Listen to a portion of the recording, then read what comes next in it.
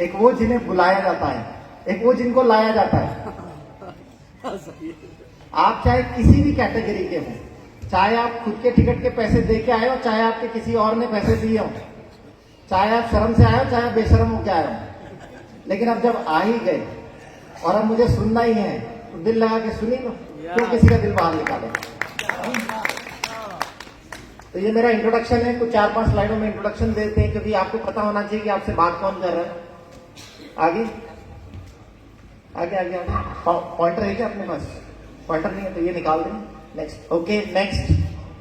ये अखबारों की कटिंग है, ऐसे अखबार ऐसे दिखते हैं, अखबार ऐसे दिखते हैं। अब मैंने न्यूज देनी बंद कर दी क्योंकि मैं खुद थक गया, कब तक अखबारों में न्यूज हो गया, हर अखबार में फोटो आती है।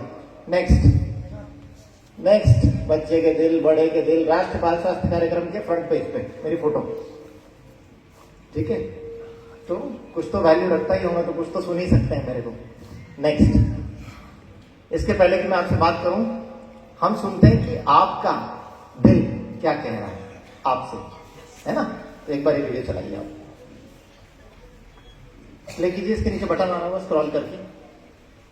सुनो, मैं हूं तुम्हारा दिल। शायद तुमने कभी मुझे ठीक से नोटिस नहीं किया, लेकिन पता है तुम्हें जिंदा रखने के लिए मैं हर दिन कितनी मेहनत करता हूं। माँ के पेट में जब तुम 6 हफ्ते के थे, उसी दिन से मैं धड़क रहा हूं आज तक, बिना 1 सेकंड रुके। हाँ, मैं सिर्फ तुम्हारी मुट्ठी जितना हूं, पर मैं ही वो इंजन हूं जो तुम्हारे 40 ट्रिलियन सेल्स को जिंदा रखता है। मैं तुम्हारे सीने के बाईं तरफ रहता हूं, खून को पूरे शरीर में भेजता हूं और वेस्ट वापस लाकर साफ करवाता हूं। दिन में करीब 1 लाख बार सिकुड़ता और फैलता हूं। साल में 3 करोड़ से ज्यादा बार धड़कता हूं, बिना छुट्टी। जब तुम आराम में होते हो, मैं मिनट में 60 से 100 बार धड़कता हूं, और जब दौड़ते हो, एक्साइटेड या नर्वस होते हो, तो मेरी स्पीड 180 से अधिक तक पहुंच जाती है। फिर भी मैं शिकायत नहीं करता। हर दिन मैं करीब 8000 लीटर खून पंप करता हूं, इतना कि एक बड़ा टैंकर भर जाए। तुम्हारे शरीर में खून को 1500 से अधिक बार घुमाता हूं। तुम्हारी ब्लड वेसल्स इतनी लंबी हैं कि धरती के 2.5 चक्कर लगा लें। लेकिन एक बात कहना जरूरी है, तुम्हारा हाई सल्ट ऑनेल खाना मेरी नलियों को जंग लगा रहा है। तुम्हारी एल्कोहल और अनहेल्थी लाइफस्टाइल से खून गाढ़ा हो जाता है। मुझे एक्स्ट्रा जोर लगाना पड़ता है। रात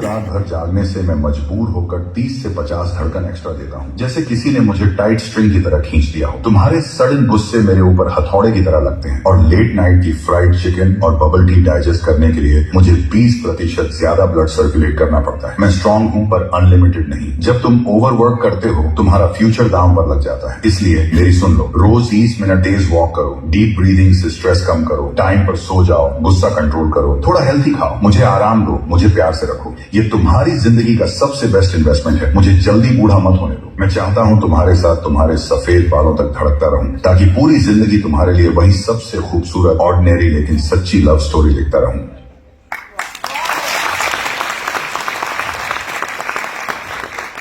तो आपको सुनाई दिया आपका दिल आपसे क्या कह रहा है, पर आप उसको क्या कह रहे हो? चुपचाप सो जा, ज्यादा बकवास मत करें। मैं तो वही करूंगा जो मेरे मन में है, क्योंकि जब आपको कोई जीवन का रास्ता दिखाने आता है, तो यही लाइन आप उससे कह रहे होते, या आप उस व्यक्ति से नहीं कह रहे हो, तो या आप खुद के दिल से कह रहे हो, तो मुझे तेरी कोई परवाह नहीं है। और फिर जब आपके परिवार में या आपके जानकारी में कोई युवा व्यक्ति हार्ट अटैक से चले जाता है, तो आप दुख मनाते हो। आप दुख मत मनाइए, आप खुशी मनाइए, क्योंकि आप जो चाह रहे थे वो हो गया, क्योंकि यही तो आप चाह रहे थे। क्या फर्क पड़ता है? तो अब क्या फर्क पड़ता है? क्यों तीसरे में जाते हो, क्यों 12 में जाते हो, क्यों आंसू बहाते हो? एक्सेप्ट करो, क्योंकि यही आपका मन है। चलिए आगे चलते हैं, समझते हैं कि एक्चुअली समस्या हो कहां रही है। हमारे सुनने में, समझने में, किस जगह हम समस्याओं से डील कर रहे हैं। मेरे को थोड़ा सा मूवमेंट फास्ट चाहिए, नहीं तो आज शाम के 8-9 मेरे साथ ही बच जाएंगे इन लोगों को, है ना। मुझे सोते हुए लोग बिल्कुल पसंद नहीं है, दिमाग निकाल के बाहर उठता हूं लोगों का। बाली उम्र में घेर रही बुढ़ापे में होने वाली गंभीर बीमारियां एक्सेप्ट करते। पहले हार्ट के ऑपरेशन होते 60-70 साल की उम्र में, और अब 25 साल, 30 साल, 30-35 में नहीं हो रहे, वो तो निकल रहे हैं ऊपर। मौका ही कहां मिल रहा है? हो ही नहीं रहे, मौका ही नहीं मिल रहा। नेक्स्ट, विदेशों की तुलना में भारतीयों का दिल 10 साल पहले ही धोखा दे रहा।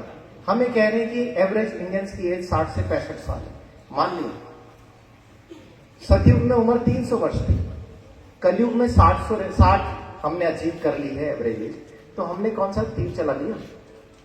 300 तो पहले ही थी। वेद पुराणों के हिसाब से हमारे हर अंग की उम्र 300 वर्ष लिखी हुई है। तो 60 साल 65 साल एवरेज एज पाके हमने अचीव क्या कर लिया? हम तो नीचे चले गए गर्त में। तो ये अचीवमेंट थोड़ी है, ये तो डाउनफॉल है हमारा। हमें समझने की जरूरत है। और 60 साल तो तब की बात है ना जब कोई 20-25 साल की उम्र में हार्ट अटैक से नहीं मर रहा, ये किसी 20 साल की लड़की को कैंसर नहीं हो रहा। अगर 20-25 साल की उम्र में गंभीर बीमारियों से लोग जा रहे हैं तो फिर हमने अचीव क्या करा? तो 65 तो अचीव कौन कर रहा है? वो कौन लोग हैं जो 65 साल जी रहे हैं? मैं तो नहीं दिखते। आगे देखते हैं क्या ऐसे कोई? ये अखबार की न्यूज 5-7 दिन पुरानी है। ये अच्छे बिजनेस क्लास फैमिली का लड़का है कोटा के अंदर। सडनली ये न्यूज फेसबुक पे बहुत सर्कुलेट हो रही थी। मैंने बहुत नजर से हटाने की कोशिश करी, लेकिन हर बार फेसबुक स्क्रॉल करने पे ये बार बार किसी न किसी के पेज पे न्यूज आ ही जाती थी। क्योंकि वो सब क्या कर रहे हैं?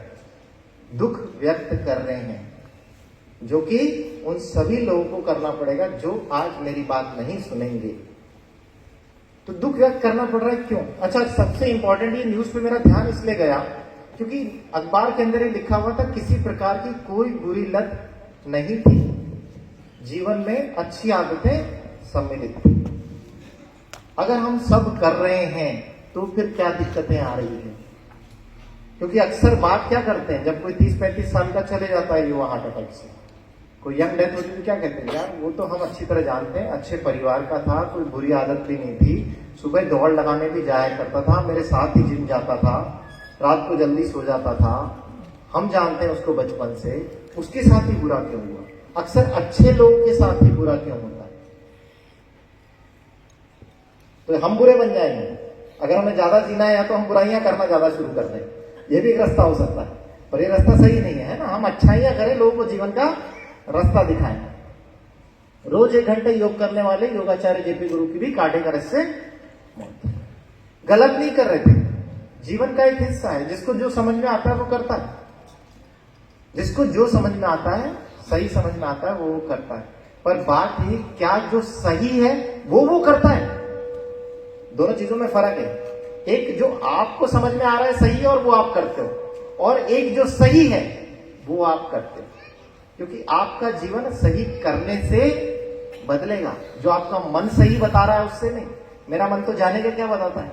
डायबिटीज के मरीज का गुलाब जामुन खाने का मन करता है और उसके हिसाब से वही सही है, लेकिन वो उसके स्वास्थ्य के लिए सही नहीं है। तो मन तो कुछ भी कर सकता है। बहुत सारे अभी लोगों का यहाँ पे वो चल रहा था, हमने पानी पिया, हमारी शुगर सही हो गई, हमने पानी पिया, घुटने सही हो गए, हमने ये मशीन लगाई, ये सही हो गया, ऐसी बीमारी थी ठीक हो गया, थायराइड ठीक हो गया, वजन कम हो गया, ये हो गया। बकवास। वो 16 किताबें मोटी मोटी हमने एमबीबीएस करने में जो पढ़ी थी, वो जो पोस्ट ग्रेजुएशन में हमने इतनी मोटी मोटी किताबें पढ़ी थी, जो सुपर स्पेशलाइजेशन में हमने मोटी मोटी वो किताबें पढ़ी थी, उनमें तो कहीं नहीं लिखा था कि बीमारी को ठीक भी किया जा सकता है ऐसे। तो मैं ये क्यों मानूं कि ये चीज काम करेगी? ये मरीज जरूर झूठ बोल रहा हो, ऐसा नहीं हो सकता। वो भी झूठ बोल रहा होगा, इनको केवल कुछ सामान मुझे बेचना है इसलिए ऐसा बोल रहा है। क्योंकि नॉर्मल ह्यूमन ब्रेन कभी भी ये एक्सेप्ट नहीं करता कि एक दिन मेरी भी मृत्यु होगी, एक दिन मुझे भी बीमारी आ सकती है और जीवन में चमत्कार भी हो सकता है। तो आज हम चमत्कार ही करेंगे यहाँ पे। बस बात ये, क्या आपका दिमाग उस पर विश्वास करेगा कि नहीं करेगा? कोई शिव जी की समाधि में तो नहीं है यहाँ पे? ठीक है। ओपीडी का वर्ल्ड रिकॉर्ड बना चुका है एसएमएस अस्पताल, एक दिन में देखे गए 10,000 मरीज। क्या शानदार वर्ल्ड रिकॉर्ड बनाया है हमने। ताली, यही तो आनंददायक है। मेरे लिए ताली बजे नहीं बजे, इस विश्व रिकॉर्ड के लिए ताली जरूर बजेगी। दुनिया में सबसे ज्यादा मरीजों का अड्डा हमारा देश, डायबिटीज का कैपिटल हमारा देश, ब्लड प्रेशर के मरीजों का कैपिटल हमारा देश, हार्ट के मरीजों का कैपिटल हमारा देश, और अब कैंसर के मरीजों का कैपिटल हमारा देश। हम राजधानी है पूरे विश्व की। दिल्ली भारत की है वैसे नहीं, बीमारियों की राजधानी कौन है? हमारे। ये गिनीज बुक में नाम लिखने लायक नहीं है। ये शर्म की बात है, हमें शर्म आनी चाहिए इस तरह के रिकॉर्ड बनाने में, पर हमें गर्व महसूस हो रहा, हम तालियां बजा रहे नहीं।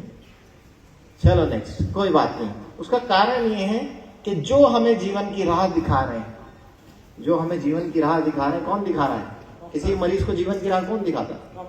डॉक्टर दिखाते। तो वो खुद ही बेचारे दवाइयां खा रहे हैं, और जितनी मरीज नहीं खा रहा उससे ज्यादा वो खा रहे हैं, उससे ज्यादा वो मरीज।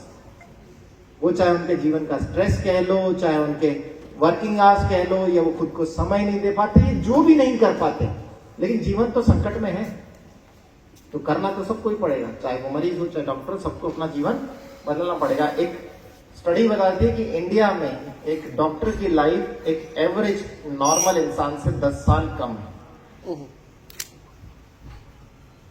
इसलिए आप अखबारों में पढ़ते होंगे केवल युवाओं को हार्ट अटैक नहीं आ रहे, उस युवाओं की गिनती में बहुत सारे डॉक्टर भी हैं। अभी हनुमानगढ़ में रिसेंटली एक डॉक्टर को अटैक आ गया, एक 32 साल का कोई युवा डॉक्टर था, उसको अटैक आ गया, वो भी चले गए। तो लिस्ट में मरीज और डॉक्टर दोनों ही शामिल है, क्योंकि अक्सर मरीज ये लाइन कहता है कि आप तो डॉक्टर हो, आपको कैसे बीमारी हो सकती है? बीमारी देख के नहीं आती, डिग्री देख के नहीं आती। वो ये देख के भी वापस नहीं जाएगी कि यार इसका घर तो बहुत सुंदर है, चलो आज नहीं आते इसको लेने। यमराज जिसके घर में आएंगे बिना दस्तक दिए आएंगे, घंटी भी नहीं बजाएंगे, और कब लेने आएंगे पता नहीं, हो सकता है सुबह उठो ही नहीं, सुबह उठो ही नहीं, उठाते रहो उसको।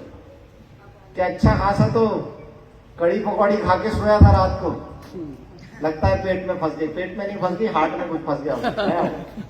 अब कैसे निकालें कड़ी पकौड़ी? नहीं। क्रिटिकल इलनेस इन इंडिया, अगर आप बीमारियों का सिनेरियो देखो तो कोविड में एक साल में इतने लोग नहीं मरे जितने एक साल में केवल हार्ट की समस्याओं से इंडिया में लोग चले जाते हैं। ये गंभीर मुद्दा है, सोचने लायक, क्योंकि कोविड तो चले गया, लेकिन मृत्यु की संख्या तो अभी भी बरकरार है और बढ़ रही है दिन ब दिन। हार्ट की परेशानियों से मर रहे हैं, फेफड़ों की परेशानियों से मर रहे हैं, है ना, कैंसर की बीमारियों से मर रहे हैं। 24 लाख लोग एक साल में मर जाते हैं। बात यह कि वो सिर्फ मरते नहीं है। मनीष ने अपनी कहानी सुनाई कि जब उसके फादर को बीमारी हुई किडनी की, तो वो कर्जे में चले गए, वो उसके फादर को भी नहीं बचा पाया, प्लस 30 लाख का कर्जा उसके सिर पे हो गया। तो बात यह कि जब घर में कोई बड़ी बीमारी आती है तो ना केवल मरीज जाता है, उसका पूरा परिवार चले जाता है, और उस परिवार को उस सदमे से उभरने में कई साल लग जाते हैं। मरीज को भी शायद 4-5 साल लग गए होंगे। तो इसलिए कहते हैं कि बीमारी आपके घर में आए उसके पहले आप इसकी रोकथाम कर लो, क्योंकि जब आएगी तो दिमाग वैसे ही काम करना बंद कर देगा। तो समय रहते अपने को जगना है। अच्छा, यहाँ कौन कौन अरबपति है ये बताओ? मेरी टीम के तो सारे ही हैं। सभी है। मेरी टीम के तो सारे ही हैं। डर लग रहा है ना खुद को अरबपति कहने में? 550 करोड़ का शरीर है हमारा। कितने का? 550 करोड़ का। तो हुए कि नहीं अरबपति?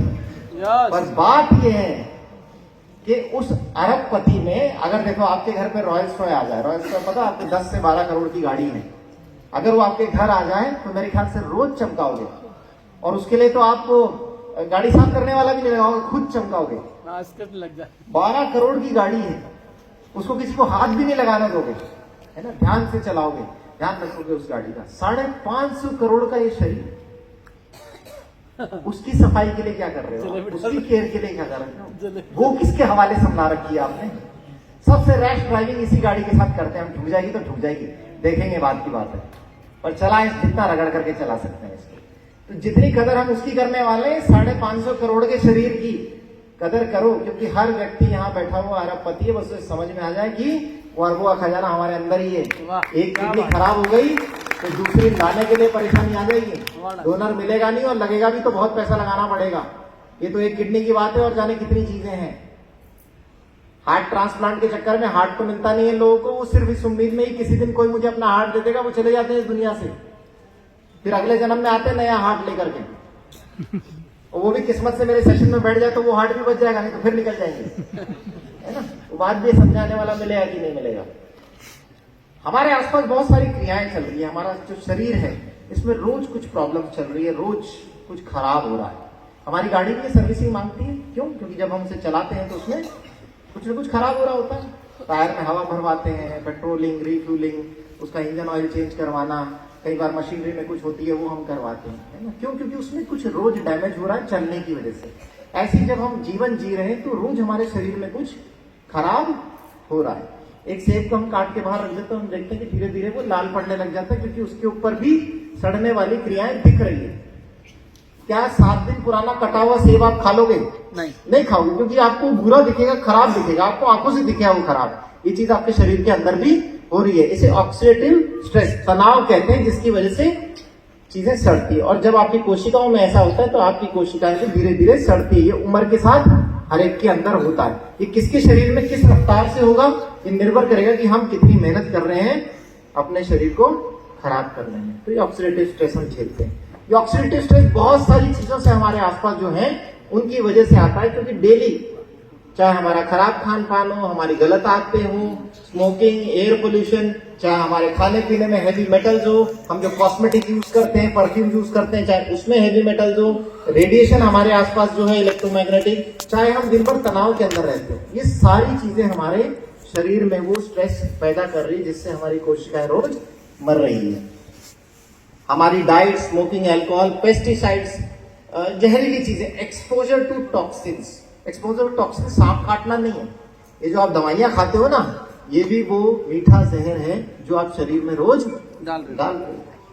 ज्यादा नींद की गोली खाने से हो गई मौत, तो इसका मतलब कम मात्रा में नींद की गोली थी, ज्यादा खाने पे जहर हो गई। तो हर दवाई कम मात्रा में आपके लिए दवाई है, लेकिन अधिक मात्रा में हो गई तो जहर है। गैस की गोलियां खाते खाते लोगों को सालों बीत जाते हैं, उसके बाद आंतें खराब हो जाती है, खाना डाइजेस्ट होना बंद हो जाता है, उसके बाद दूसरी समस्याएं पैदा हो जाती है, लेकिन वो गैस की गोली खाना नहीं छोड़ता। मैंने कई मरीजों के पर्चे में से इस गोली को हटाने की कोशिश करी, लेकिन उसके दिमाग में वो गोली बैठ चुकी है। वो खाएगा तो वो खाएगा ही सही, वरना उसका पेट सही है, उसके आदी हो चुका है। आधा भारत उसका आदी है। ओवर द काउंटर आराम से मिलती है, और शायद मेरे ख्याल से मुझे उतनी गैस की गोलियों के नाम पता नहीं होंगे जितने मेरे मरीजों को पता होती है। और उनको ये भी पता होता है कौन सी का असर कितने घंटे में आता है और कितनी सूट करती है। गलत लिख दिया आपने। हाँ, वो बता देते हैं मेरे को कौन सी दवाई लिखनी चाहिए थी आपको, है ना। पीछे पीछे पीछे वापस बैक, ठीक है।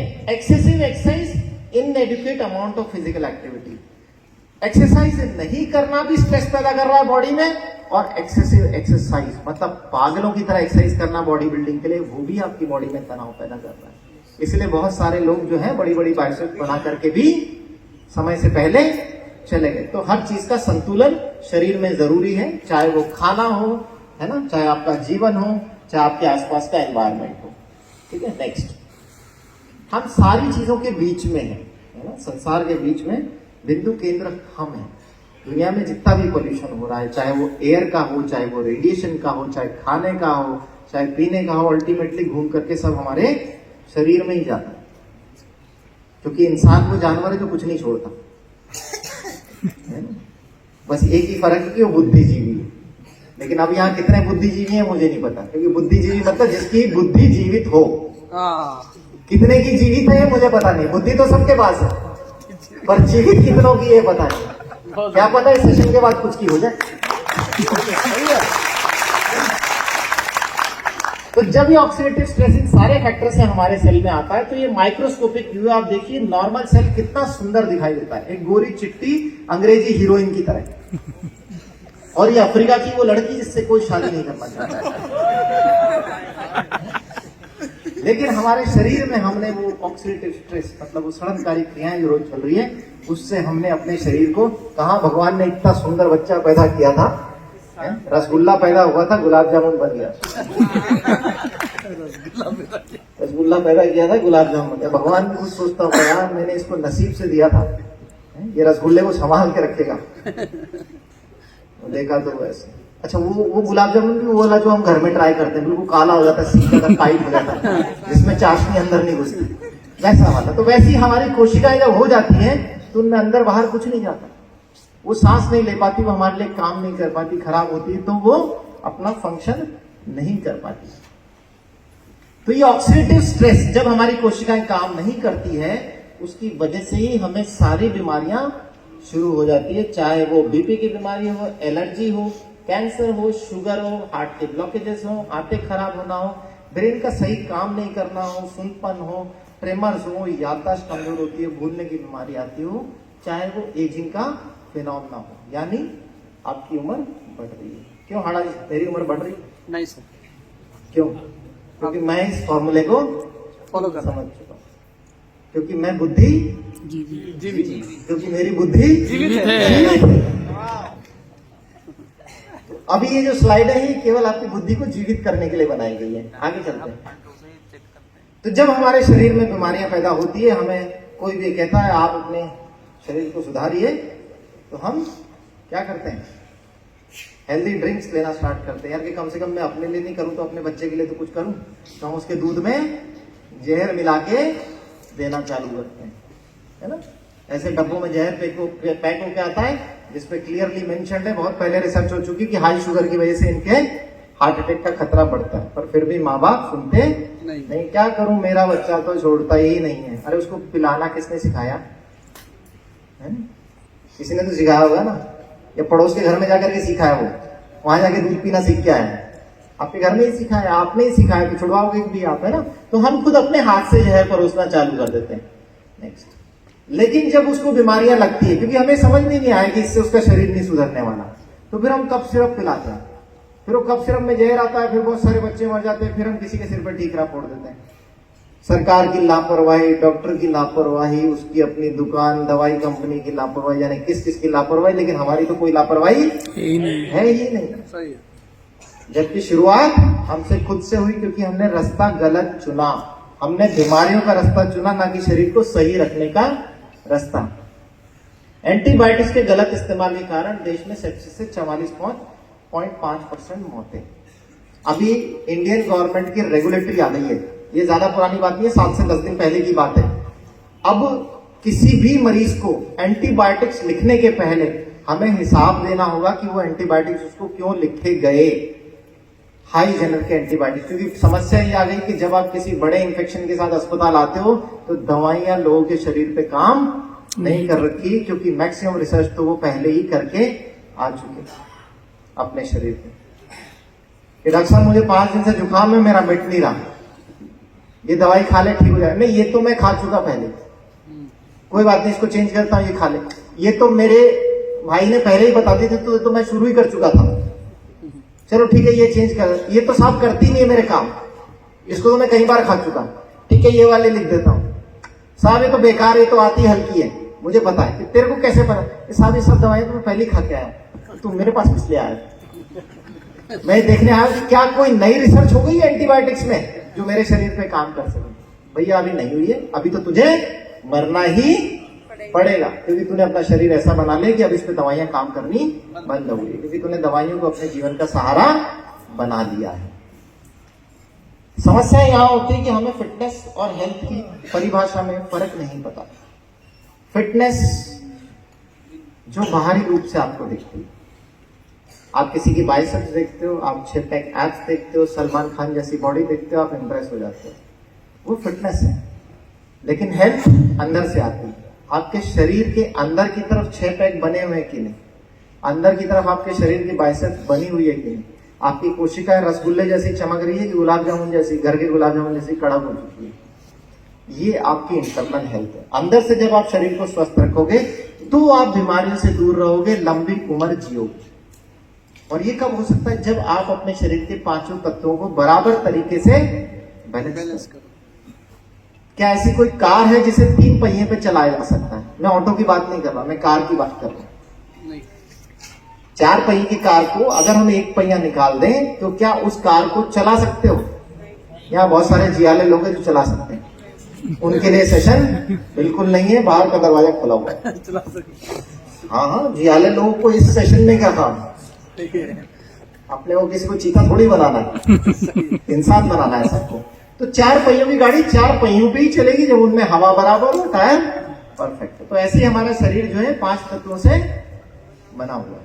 इन 5 तत्वों का समीकरण सही बैठाना और इन 5 तत्वों को बैलेंस करना, अगर आपने कर लिया तो आपके शरीर में बीमारियां अंदर नहीं प्रवेश करेगी। और अगर है भी सही और आपने इनको सही कर लिया तो बीमारियां जाने की संभावनाएं भी बढ़ जाएंगी आपकी। ये पहले, ये तो वही गाड़ी है, ये वही टेबल है जो लोगों का बना हुआ है, 3 टांग के टेबल पे सभी है यहाँ पे खड़े, क्या फर्क पड़ता है? सबके घर में टेबल है 3 टांग का, क्या फर्क पड़ता है? एक टेकी हम दीवार से लगा देंगे, नहीं, एक कोना दीवार से लगा देंगे तो वो टेबल टिक जाएगी। लेकिन हमारे शरीर का क्या करोगे? ये नहीं टिकेगी। पर बात ये कि इस तरीके से टिका टिका के लोग चला रहे हैं। फिर कहते हैं कि अचानक से इतनी बड़ी बीमारी कैसे आ गई। अचानक से इतनी बड़ी बीमारी नहीं है, वो टेबल एक दिन में टूट के नीचे नहीं गिरी। उसके पाए जब खराब हो रहे थे तो आपने ध्यान नहीं दिया, उसकी मरम्मत नहीं करी, ठीक है, वरना वो टेबल नहीं गिरती। तो हमारे जो पांचों तत्व हैं इसमें अगर आप देखें तो 20% एक्सरसाइज, 80% हमारे डाइट का रोल है। क्या क्या है पांच तत्व? भोजन हमारे शरीर का 12% हिस्सा, पानी जल 70% हिस्सा, वायु 6% हिस्सा, अग्नि आकाश 4% हिस्सा। अग्नि आकाश exercise, meditation, sleep, stress relief, इन सब से आता है। आपके खुश रहने से, हंसने से, सोशल सर्कल मेंटेन करने से, इन सब चीजों से आता है। एयर, जो आप हवा सूंघते हैं, फ्रेश एयर। आप जाओगे किसी पेड़ के नीचे सोओगे तो बहुत गहरी नींद आएगी, क्या है वहां? साफ हवा मिल रही है आपको। इसलिए सिटी के अंदर चौराहे पे खड़े होके किसी चौराहे पे बिस्तर लगा के सोने की कोशिश करो, आपको नींद नहीं आएगी। इसलिए नहीं कि वहां से गाड़ियां निकल रही, इसलिए क्यों? वहां पे पोल्यूशन बहुत है, आपकी बॉडी सफोकेटेड फील करेगी, सांस नहीं आएगी इसको, क्योंकि हर कोशिका को काम करने के लिए साफ हवा चाहिए आपको। भोजन 12%, शुद्ध साफ भोजन, साफ सुथरा भोजन।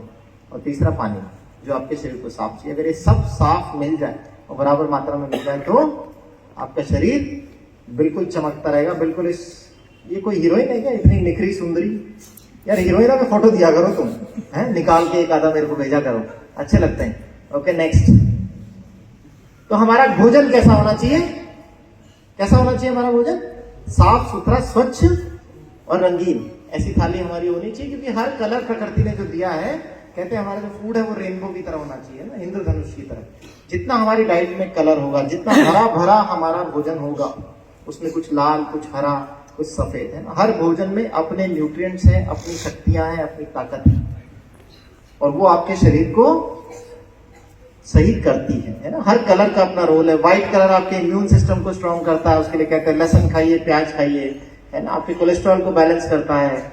येलो कलर है, कद्दू हो गया, नींबू हो गया, मक्का हो गया, ये आपके जॉइंट्स को हेल्दी करता है, आपकी आईज को हेल्दी करता है। रेड कलर आपके ब्लड और हार्ट के लिए है। वो कलर बॉडी में जैसे हैं वैसे के वैसे वो करते हैं। बैंगनी कलर पे आप जाओगे तो वो आपके सेल्स को नया करते हैं, है ना, उनमें नवीनीकरण, एजिंग के प्रोसेस को कम करते हैं वो आपके। हरी सब्जियों की तरफ आप जाओगे, ग्रीन लीफी जूस की तरफ, हरी मटर, पालक, मेथी, इस तरह की चीजें, तो आपको कैंसर से प्रोटेक्ट करता है। तो हर कलर का अपना एक रोल है, लेकिन हम टिपिकल एक डाइट पे रहते हैं, सब्जी रोटी सब्जी रोटी सब्जी रोटी। मेरे को कई लोग ऐसे मिले जो कहते हैं मैं रोज सेब खाता हूं, और मैं रोज ताज्जुब मानता हूं कि दुनिया में मैं ही एकमात्र ऐसा आदमी हूं जो रोज सेब नहीं खाता है। मेरे ऐसी कौन सी कमी आ रही है कि मैं रोज सेब नहीं खरीद पाता या रोज सेब नहीं खा पाता? फिर मुझे लगता है कि यार ये प्रैक्टिकली पॉसिबल तो नहीं है कि किसी दिन तो घर में सेब खत्म होते होंगे, और ऐसा भी नहीं कि अर्जेंट वो चल जाता होगा और सेब लेकर के आ जाता होगा। तो ऐसे दुनिया में लोग मुझे मिले तो मुझे रोज हमेशा मलाल होता है इस चीज का कि मेरे घर में रोज सेब क्यों नहीं होते, मैं भी रोज सेब खाऊं। लेकिन सिर्फ रोज सेब खाने से भी काम नहीं चलेगा, क्योंकि आपको सब कुछ खाना पड़ेगा। नेक्स्ट, तो आपकी डाइट कलरफुल होनी चाहिए। तुलसी को ऐसे ही नहीं पूजा जाता, घर के आंगन में ऐसे ही नहीं सजाया जाता, इसमें बहुत सारी शक्तियां हैं। मैं भोजन की बात कर रहा हूं इसलिए आपसे बात कर रहा हूं, भोजन में कितनी ताकत होती है। इस तुलसी के पत्ते में बहुत शक्ति है। हनुमान जी अपनी जगह से हिले नहीं जब तक उनकी थाली में तुलसी के पत्ते नहीं परोसे गए, उनका पेट ही नहीं भरा, क्योंकि उनकी कोशिकाओं में उतना एंटीऑक्सीडेंट स्ट्रेंथ ही नहीं पैदा हुई जब तक तुलसी के 2 पत्ते नहीं रखे गए। तब उनके शरीर की तृप्ति हुई कि हाँ अब मुझे एनर्जी मिल चुकी है। तो इस पौधे में इतनी शक्ति है। हाईली एल्कलाइन पौधा, हाईली एंटीऑक्सीडेंट पौधा, ऑक्सीजन देने वाला पौधा 24 घंटे। लेकिन हम इस तरह की चीजों को भूल चुके हैं, हमें कोई मतलब ही नहीं इन सब चीजों से कि क्या ठीक करते हैं। खट कुछ भी होता है दवाई खाना स्टार्ट कर देते हैं हम लोग। तो हमारे आयुर्वेद में बहुत सारी चीजों को ऐसे ही नहीं पूजा जा रहा, उनमें कुछ शक्तियां हैं जिसको पहले ही रिसर्च करके निकाल लिया गया।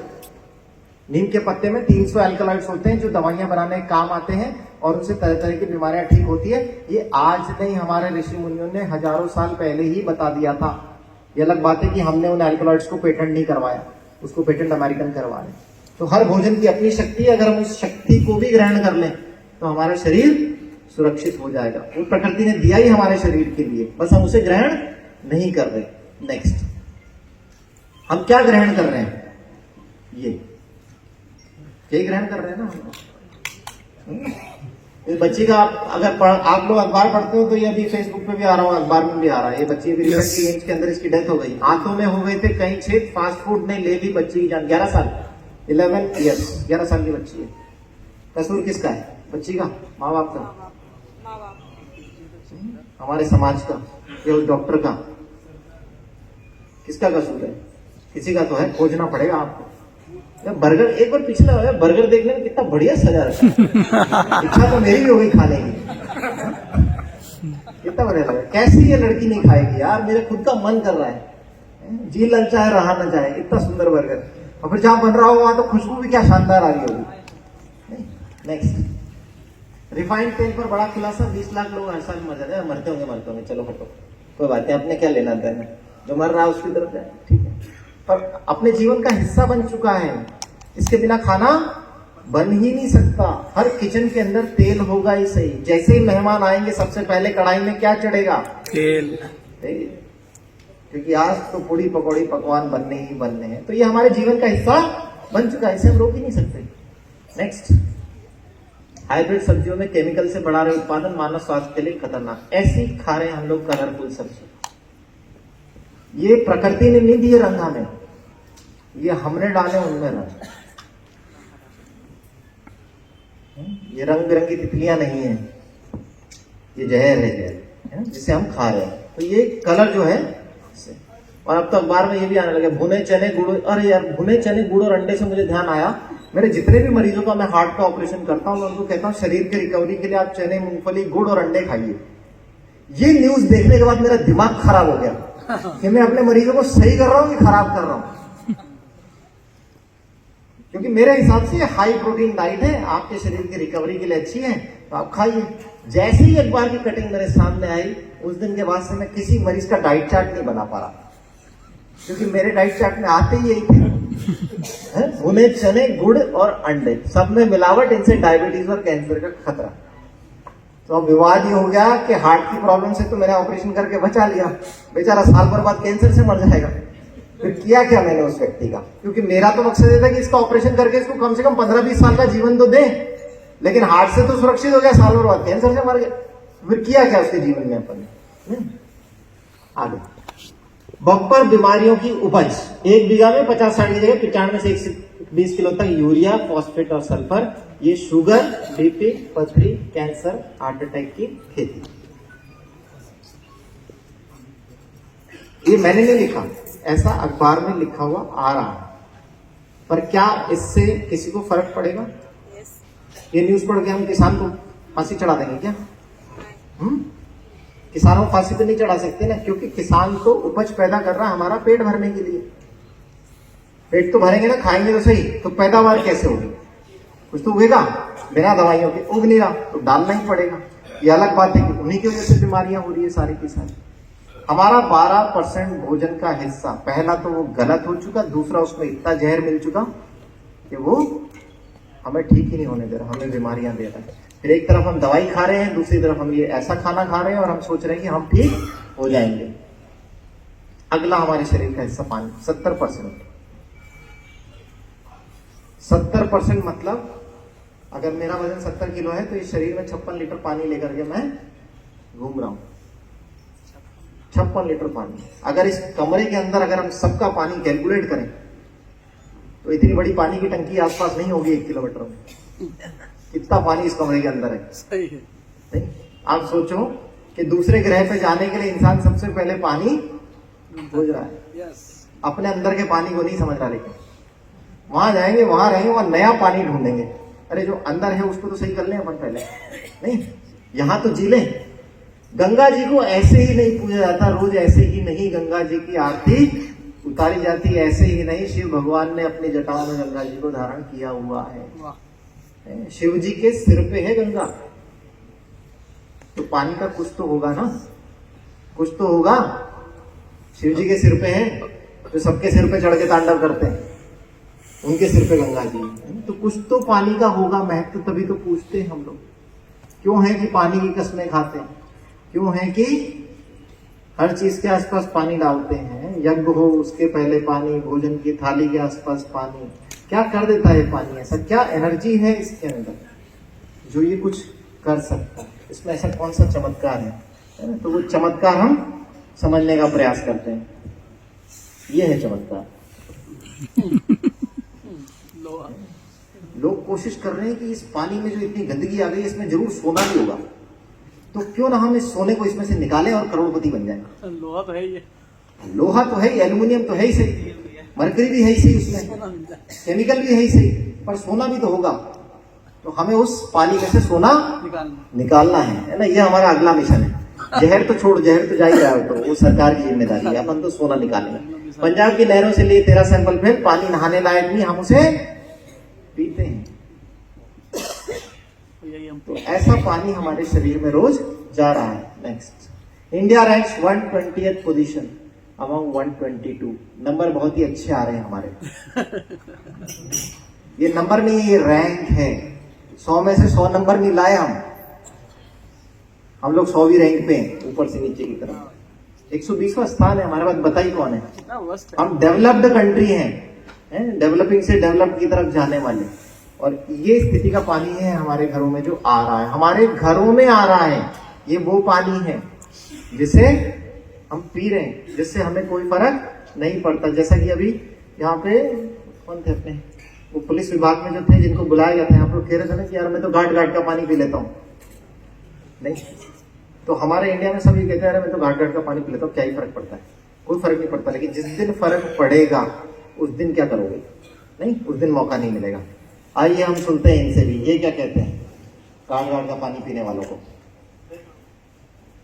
पहले कोई चला जाए तो उसे अकाल मृत्यु कहते हैं, पर अगर भगवान डिसाइड करके भेजता है जाने का समय, तो समय से पहले कोई कैसे जा सकता है? और मेरा दूसरा सवाल, कहते हैं कि जब जाने वाला चला जाए तो रोते नहीं, क्योंकि वो नई यात्रा शुरू करता है और आपको उसे जाने देना चाहिए। पर जब कोई अचानक से आपके घर से चला जाए तो लोग आपको कहते हैं भूलो आगे बढ़ो, इसी का नाम जिंदगी है। आप नहीं भूल पाते हो। इसको तर्क पर तो उतारना बहुत कसौटी की बात है, पर प्रश्न बहुत प्यारा है। एक होती मौत, एक होती अकाल मौत। हम 10 लाख की गाड़ी में डीजल की जगह केरोसिन नहीं डालते ताकि इंजन खराब ना हो जाए, पर करोड़ों की गाड़ी में हम जरूर गंदा भोजन, गंदा खाना पीना डाल रहे हैं। ये ख्याल नहीं रख रहे हैं, यही इंसान की मूर्खता है। तो इसको अकाल मौत कहते हैं। दूसरा प्रश्न आपने किया कि जो चला जा, ये क्यों चलाया मैंने? क्योंकि बहुत सारी महिलाएं जो केवल बाबाओं की सुनती है।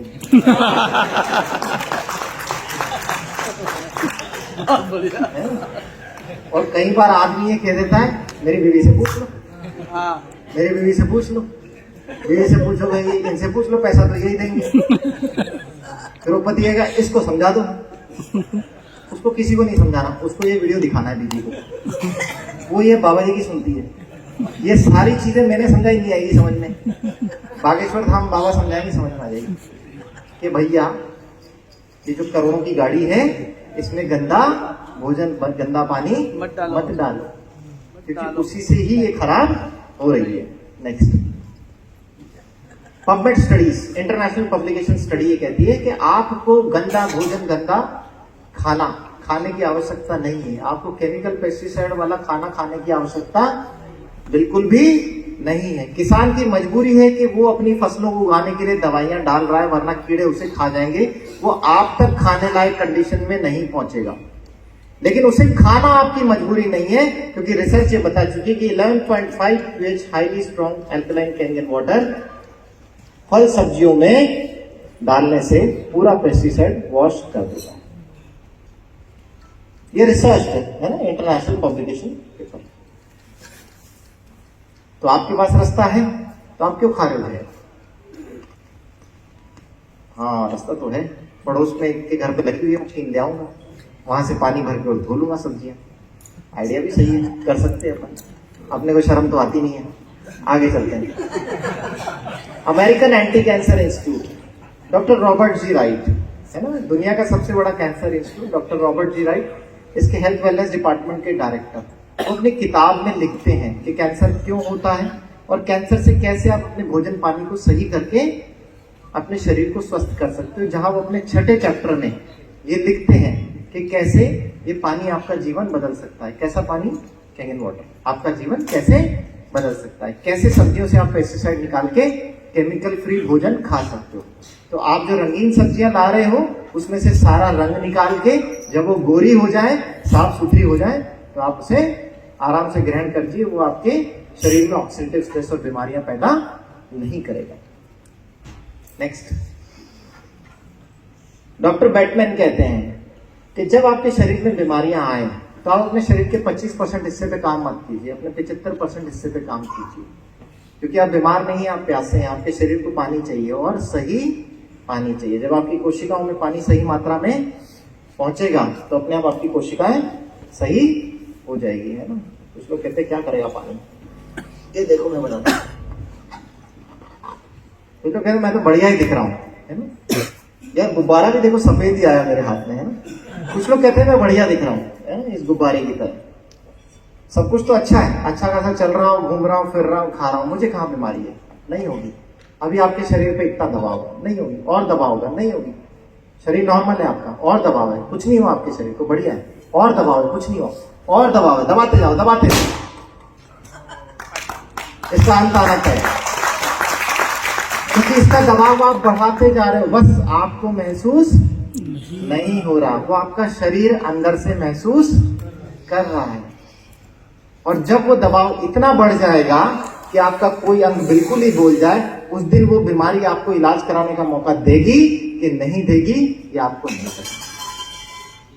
अगर फूटने के पहले आपको पता लग गया किसी टेस्ट में कि गुब्बारा फूटने वाला है, तो हो सकता है डॉक्टर आपको दवाइयों से बचा ले। लेकिन अगर गुब्बारा फूट ही गया तो फिर कहां ढूंढे और कहां फुलाएं? बहुत बढ़िया। गया वो तो। अब तो आत्मा भी दूसरी दुनिया पहुंच गई होगी।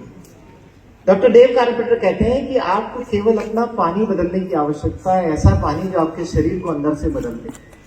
ये फिटिशन है ना? जो सही पानी है, जो गंगा जैसा पानी है, जिसे पूजा जाता है। वो गंगा अपने उद्गम पे आज भी वही चमत्कार रखती है, लेकिन जब वो नीचे आती है तो मानव उसके अंदर अपनी सारी गंदगी, सारे केमिकल्स के जितने फैक्ट्रियों के केमिकल है, सब उसमें, किसानों डाले पेस्टिसाइड, सब उसके अंदर, सब धुल के उस पानी में चले जाता है।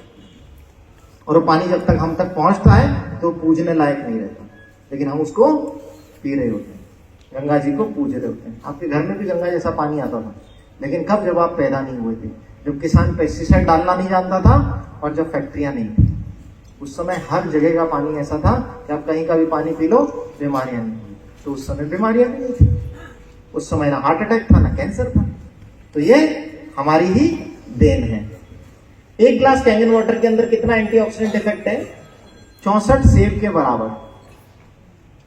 64 सेब के बराबर केवल एक ग्लास पानी आपको एंटीऑक्सीडेंट दे सकता है। तो दिन भर जो ऑक्सीडेटिव स्ट्रेस, चाहे वो एयर पोल्यूशन से हो रहा हो, चाहे खराब खाने से हो रहा हो, चाहे गलत खाने से हो रहा हो, है ना, चाहे वो किसी भी प्रॉब्लम से हो रहा हो, वो स्ट्रेस आपका ये एक गिलास पानी से ही कर सकता है। तो अब मुझे इस चीज की कोई दिक्कत नहीं कि मेरे घर में रोज सेब नहीं आ सकते, क्योंकि जिसके घर में रोज सेब आ रहे हैं वो पेस्टिसाइड युक्त सेब रोज खा रहा है।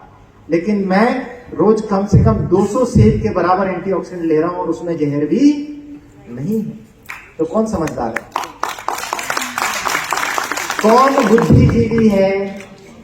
क्या बात है, मजा आ गया। एक ही आदमी जग रहा है यहाँ पे, ताली बजा दो इस आदमी के लिए जिसने मेरा नाम लिया। Okay next. तो बहुत सारी किताबें, बहुत सारे डॉक्टर लिख चुके। कोई हार्ट सर्जन है, कोई वस्कुलर सर्जन है, कोई गैस्ट्रो है, कोई कैंसर का डॉक्टर है, कोई न्यूरोफिजिशियन है। अलग अलग किताबों में उन्होंने लिख दिया कैसे हम अपना पानी बदल के, कैसे अपने भोजन को सही करके अपनी बीमारियों से निजात पा सकते हैं। तो वो लोग जो यहाँ आते हैं और कहते हैं कि मेरी ये बीमारी भी ठीक हो गई, वो भी ठीक हो गई, वो कोई पागल नहीं है और वो किसी को पागल नहीं बनाते। वो सच कहते हैं, क्योंकि ऐसी रिसर्च आज से कई सालों पहले ऑलरेडी हो चुकी है। डॉक्टर इसको अपनी किताबों में लिख चुके हैं। पर बात यह है कि ये किसी कोर्स में या सिलेबस में शामिल नहीं की गई है। नेक्स्ट।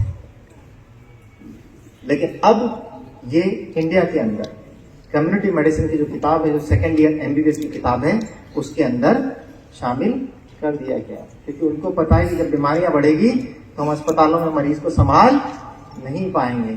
तो कुछ तो डॉक्टरों को जागरूक करें और कुछ लोगों को जागरूक करें। उसके लिए 42वें नंबर पे पन्ने पे ये मशीन की फोटो के साथ इसकी विस्तृत जानकारी जोड़ दी गई है, ताकि आप इस पर विश्वास करें और इस मशीन को समझें। ये चैप्टर जिसने जुड़वाया है वो भारत रत्न प्राप्त हैं।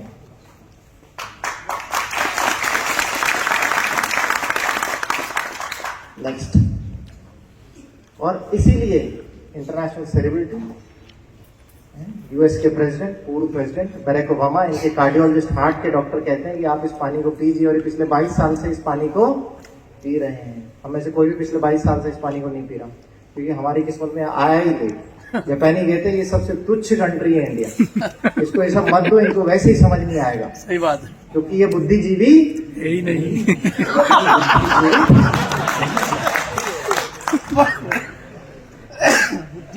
लेकिन कुछ लोग यहाँ पे थे जिनकी बुद्धिजीवी थी, वो बेचारे मलेशिया से मछलियां लाए, उन्होंने यहाँ के लोगों को साफ पानी पिलाने की कोशिश करी, तो कुछ लोगों की बुद्धि धुली उस पानी से, वो साफ हुई, उसके ऑक्सीडेटिव स्ट्रेस खत्म हुआ, दिमाग ने काम करना स्टार्ट करा, तो उन्होंने बोला यार तो बहुत ही बढ़िया है। तो फिर जापान वालों ने मेहरबानी करी और हमें ये मशीन यहाँ तक पहुंचा दी, जिसकी वजह से आज कहीं घर जो है वो सुरक्षित है। ओके, सिर्फ यही नहीं, दुनिया की बहुत सारी सेलिब्रिटीज, नेक्स्ट, दुनिया की बहुत सारी celebrities, Steve Jobs, Barack Obama, हमारे डोनाल्ड ट्रम्प, बहुत सारे हीरो है, कोई आयरन मैन, कोई लियोनार्डो कैप्रिको, इंसान कोई किसी को मूवी में देखता है, किसी में देखता है, बहुत सारे ये हैं सेलिब्रिटीज इंटरनेशनल। नेक्स्ट, ये पानी अब इंडिया में भी बहुत सारे हैं ना, ऋतिक रोशन, राकेश रोशन, एकता कपूर, शिल्पा शेट्टी, शाहरुख खान। शिल्पा शेट्टी बुढ़ी ही नहीं हो रही है। बात है, बुढ़ी ही नहीं हो रही है, लोग योगा पे योगा करे जा रहे हैं शिल्पा शेट्टी जैसा बनने के लिए, वो ये देख ही नहीं रहे उसके अंदर चमत्कार पानी का है। अरे वो भी तो देखो, योगा भी करो, बहुत बढ़िया है, अच्छा लगता है शिल्पा शेट्टी के वीडियो देख देख के योगा करना, लेकिन जो वो शरीर में डाल रही है वो भी तो करो ना, नहीं तभी तो होगा ना शिल्पा शेट्टी जैसा सुंदर शरीर। एक यार स्लाइड पीछे करो, इसमें एक और सेलिब्रिटी की फोटो भी डाली थी मैंने, डॉक्टर प्रमोद नागर और कविता, वो कहाँ गई? वो सर लाइव लाइव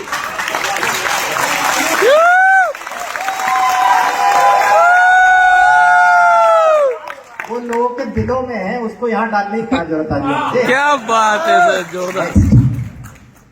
सिर्फ यही मुद्दा नहीं है ना, हमने पानी स्वच्छ कर लिया, अपने भोजन को केमिकल पेस्टिसाइड फ्री कर लिया, अच्छा भोजन हमारे शरीर में चले गया है ना, पानी हमारे शरीर में गंगा रूपी चले गया।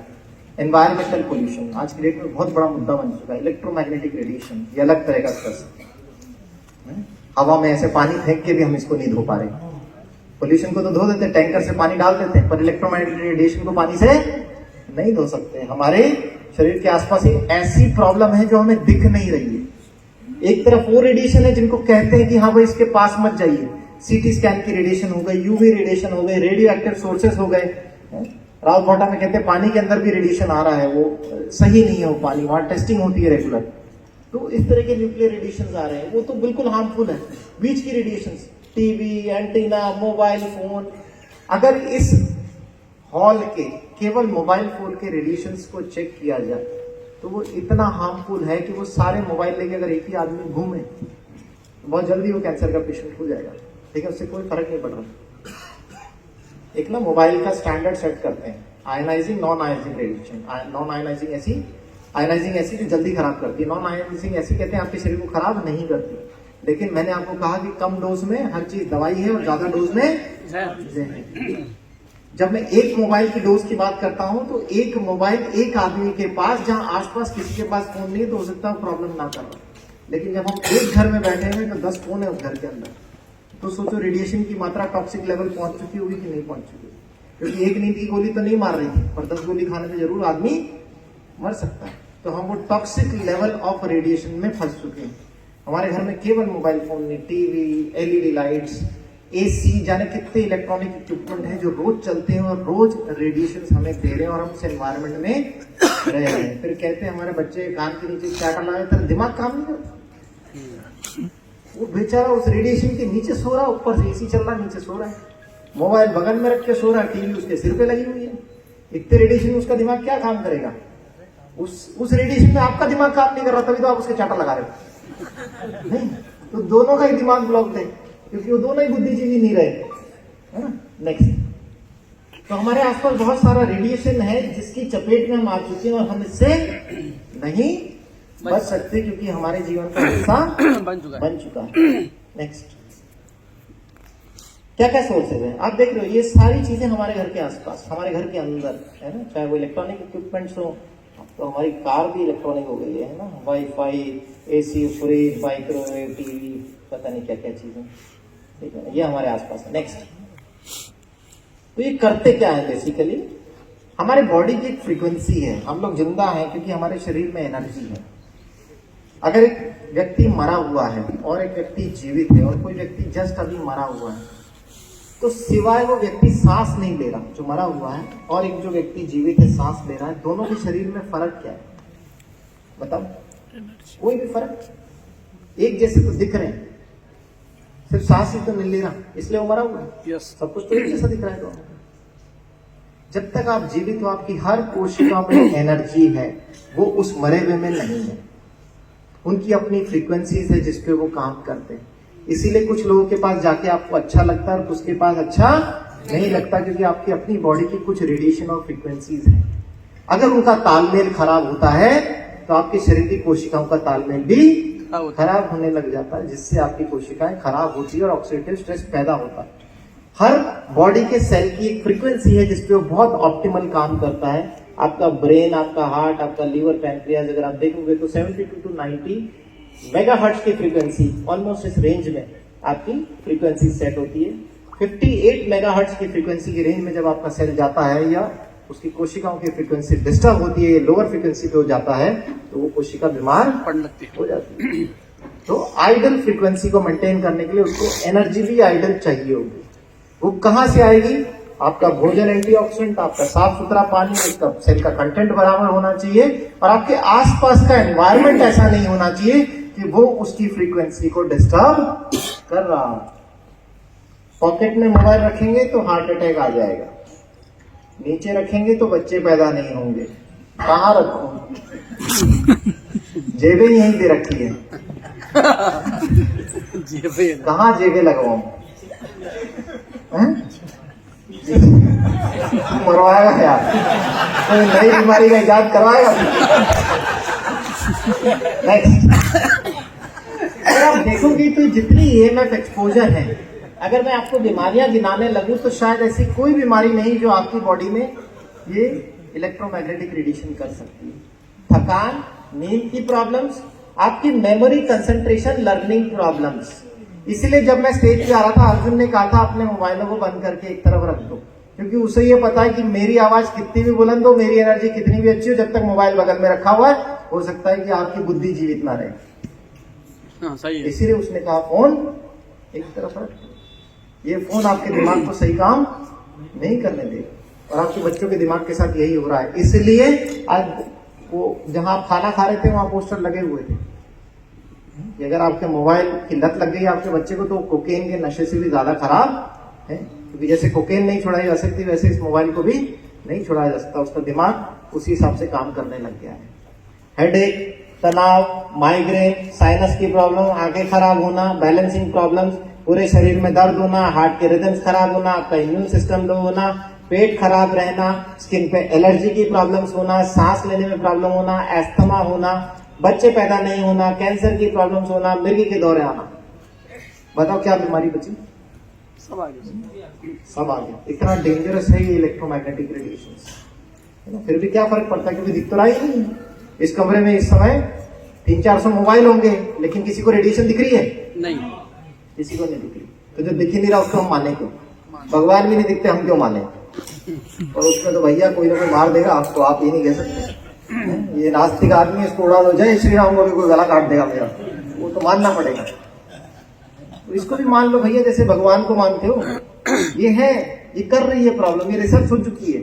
नेक्स्ट, तो आपका जो मोबाइल है आपके सारे सिस्टम्स को डैमेज कर रहा है, हर जगह पे वो आपके प्रॉब्लम क्रिएट कर रहा है। ओके, नेक्स्ट, अब ये हमारे पास इसके लिए भी एक हथियार आ चुका है ना, एमगार्ड के नाम से। ये कैसे काम करता है, जो भी रेडिएशंस हैं वो एक सेट फ्रीक्वेंसी पे जब आपके बॉडी में जाती है तभी उसको डिस्टर्ब करती है।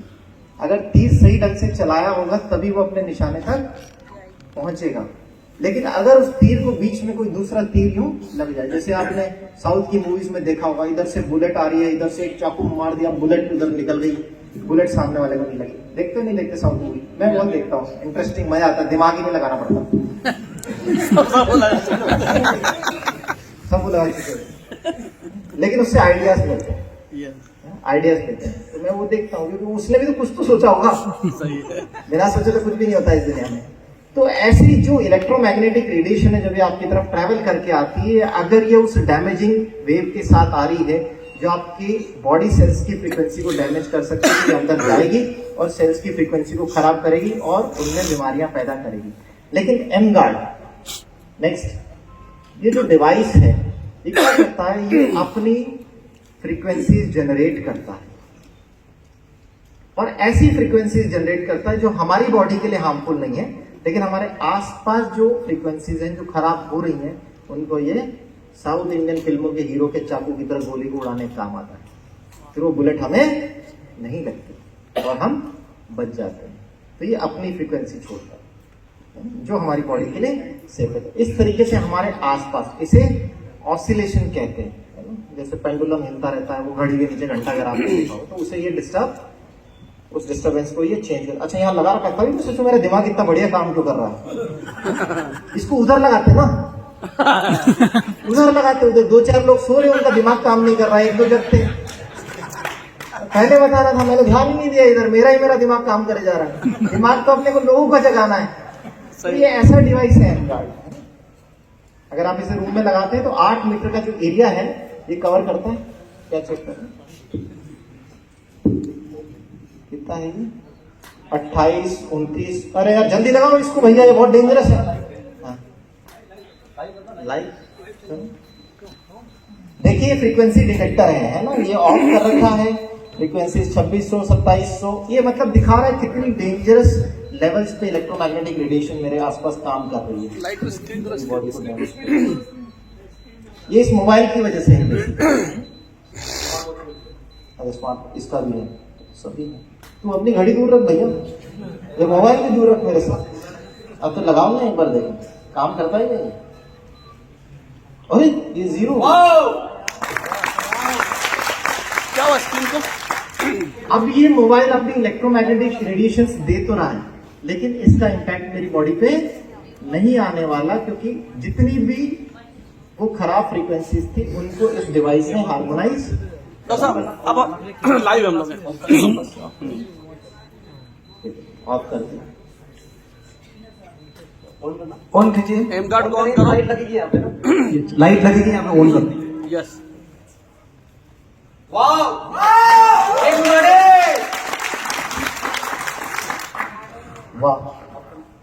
वाह, रियली वाह, रियली वाह। वो चीजें जो हमें दिख नहीं रही वो हम मशीनों से चेक कर सकते हैं। अरे ऐसे भगवान को चेक करने की मशीन भी आ रही है कोई? रेंज ठीक है, चालू करो उसको, देखें चालू करो, देखो कहां तक जाता है। चालू करो, ये 0 हो गया, 0 ही है अभी भी 0 ही है। ओके, यहाँ 0 है, ये 4 मीटर होगा आराम से। यस सर, 4 मीटर का सर्कल, मतलब एक कमरा बहुत आराम से कवर कर सकता है, ऊपर नीचे सब तरफ। ठीक है, बहुत बढ़िया, अच्छी रेंज। वाह, ताली बजनी चाहिए। Okay next. तो टेक्नोलॉजी आपकी मदद कर सकती है आपके शरीर को सही रखने में, है ना। पीपीटी गायब करते हैं। Okay, introducing Enagic's latest patented technology, ये हमारे पास है। तो मैंने आपको बता दिया कैसे हम भोजन को साफ सुथरा करके खा सकते हैं, कैसे हम शरीर के पानी को साफ रख सकते हैं, कैसे हम आसपास के इलेक्ट्रोमैग्नेटिक एनवायरनमेंट को सही कर सकते हैं। अब इसके बाद एक्सरसाइज और योगा भी मैं ही सिखाऊंगा आपको। ये तो आप लोग खुद ही कर लोगे, क्योंकि ये लोग तो आप लोग कर ही रहे हो ना। वो लोग जो युवा हार्ट अटैक से जा रहे हैं वो कर ही रहे थे ना, वो तो कर ही रहे थे। तो वो मुझे किसी को सिखाने की जरूरत नहीं, वो लोग आप कर रहे हो। पर अपने शरीर को बैलेंस करने के लिए 5 तत्वों को बैलेंस करो, तभी आप अपने शरीर को पूरी तरह सुरक्षित रख पाओगे। अगर एक भी खिड़की खुली छोड़ दी घर की तो चोर अंदर आएगा ही आएगा, फिर वो आपका सोना चुरा के ले जाएगा। ठीक है, तो अपनी कोई खिड़की दरवाजे खुले मत छोड़ो, सबको सील पैक करो, सुरक्षित करो। रास्ता मैंने आपको बता दिया है, अब सिर्फ आवश्यकता है आपको बुद्धि जीवित करने की और बुद्धिजीवी बनने की। धन्यवाद। वाह